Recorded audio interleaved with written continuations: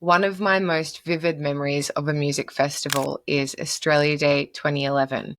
I was almost 16, surrounded by sweaty, chemically enhanced bodies in the boiler room of Sydney's Big Day Out.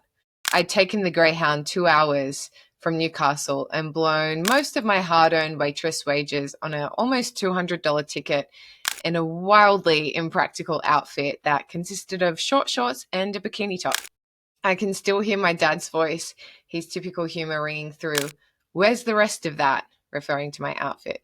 There I was, a teenager, thrilled to be playing adult, and no parents, no teachers, just music, noise, and freedom. Raving to South African hip hop duo Wood, whose transgressive style and trash glam aesthetic mirrored South Africa's version of our Bogans. Yet, despite being proud Afrikaners, no one suggested that their show be boycott or cancelled for being white settler colonialists.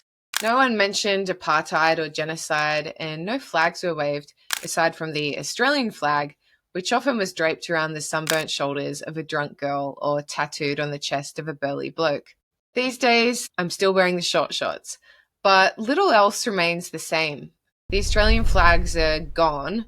You're likely to see a Palestinian one, but more on that later.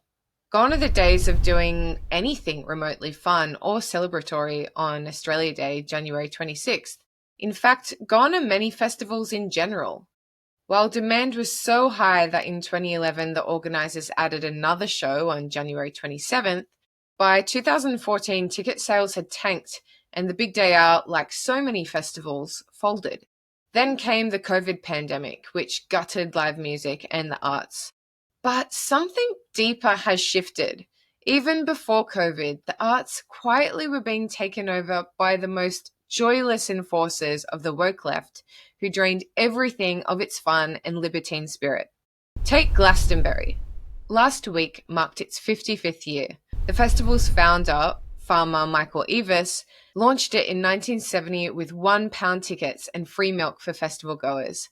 He chose Worthy Farm at Pilton, his family's working dairy farm, as the venue, saying at the time, It's a super place for it. It's absolutely ideal. It's a kind of a euphoria down here. It's away from the awful realities of life. It's a nice place. Well, I doubt he imagined that 55 years later, this supposed haven for peace and euphoria would become the stage for death chants and terror flags. But that's exactly what happened.